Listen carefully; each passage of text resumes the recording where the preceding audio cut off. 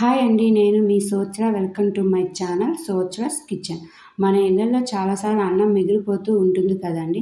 అది వేస్ట్ కాకుండా దాన్ని టేస్టీగా ఎగ్ రైస్ ఎలా తయారు చేసుకోవాలో చూద్దాం రండి. ముందుగా ఒక గిన్నెలో 5 గుడ్లను పగలగొట్టుకొని వాటిలో 1 స్పూన్ ఉప్పు, 1 స్పూన్ కారం వేసి అవి బాగా కలిసేలాగా బాగా కలుపుకోవాలి, పక్కనుంచుకోవాలి. తర్వాత ఒక పాత్రలో స్టవ్ మీద పెట్టుకొని దాంట్లో 1/2 కప్ ఆయిల్ని వేసుకొని బాగా మరిగించుకోవాలి.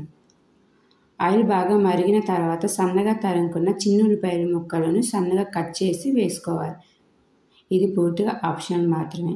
అవి కొంచెం వేగిన తర్వాత బాగా కలిపి పెట్టుకున్న మిశ్రమాన్ని వేసుకొని ఆమ్లెట్ లాగా చేసుకోవాలి. మధ్య మధ్యలో వేగిన ఆమ్లెట్ని పైకి అనుకుంటూ, పచ్చిగా ఉన్నది కిందకు అనుకుంటూ కలుపుకుంటూ ఉండాలి. జరుపుకుంటూ ఉంటే పెద్ద ఆమ్లెట్గా అవుతుంది. చూశారు కదండి, అలా చేస్తూ ఉండాలి. ఇప్పుడు ఆమ్లెట్ను సన్నగా ముక్కలు కట్ చేసుకుందాం.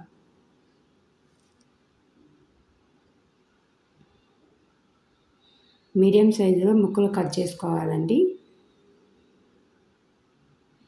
ఈ వీడియో కానీ నచ్చినట్టయితే లైక్ చేయండి, షేర్ చేయండి, కామెంట్ చేయండి. Please subscribe to my channel Sochra's kitchen. Cut చేసిన తర్వాత ఒక ప్లేట్లో తీసుకొని పక్కన పెట్టేసుకోవాలి.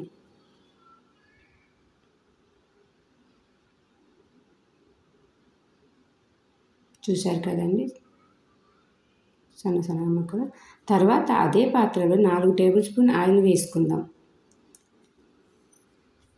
అది మరిగిన తర్వాత 1 టేబుల్ స్పూన్ తాలింపు గింజలు వేసుకుందాం. అవి వేగిన తర్వాత చిన్న ముక్కలుగా కట్ చేసి పెట్టుకున్న 2 మీడియం సైజు ఉల్లిపాయలను కూడా వేసుకుందాం. అవి కొంత వేగిన తర్వాత బాగా వేపుకొని 1.5 స్పూన్ వెల్లుల్లి పేస్ట్ వేసుకోవాలి. అల్లం వెల్లుల్లి పేస్ట్ వేసుకోవాలి. తర్వాత రుచికి సరిపడినంత ఉప్పు వేసుకోవాలి.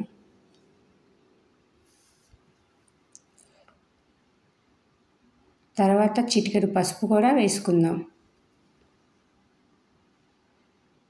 తర్వాత 1 క్యారెట్ ముక్కలు సన్నగా కట్ చేసుకొని వేసుకుందాం.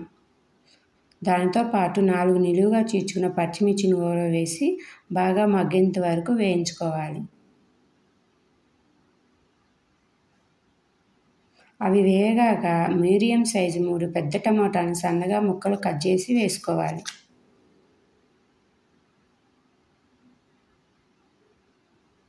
ఇప్పుడు కారం కూడా వేసుకోవాలి, 1 స్పూన్.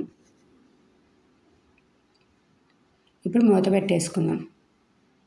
2 నిమిషాల తర్వాత మూత తీసి చూస్తే ఈ మిశ్రమం బాగా మగ్గిపోయి ఉంటుంది. చూశారు కదండి. ఇక మిగిలిపోయిన అన్నంని ఆ పాత్రలో వేసి హై ఫ్లేమ్లో బాగా కలుపుకోవాలి.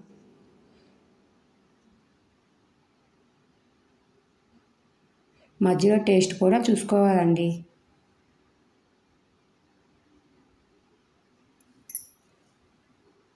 నాకైతే కొంచెం ఉప్పు తగ్గిందని అనిపించింది, అందుకే కొంచెం ఉప్పు వేసుకుంటున్నాను. ఉప్పు వేసుకున్నాక మళ్ళీ కలుపుకున్న తర్వాత 1/2 టేబుల్ స్పూన్ ధనియాల powder, 1/2 table spoon garam masala వేసుకొని బాగా కలుపుకోవాలి. తర్వాత ముందుగా చేసి పెట్టుకున్న ఆమ్లెట్ ముక్కలను వేసి బాగా కలుపుకోవాలి. చివర్లో స్ప్రింగ్ ఆనియన్స్ వేస్తే చాలా బాగుంటుంది. అంతేనండి, ఎంతో రుచికరమైన ఎగ్ రైస్ రెడీ. ఒక్కసారి మీరు కూడా ట్రై చేసి చూడండి. ఎలా వచ్చిందో కామెంట్ రూపంలో తెలియచేయండి.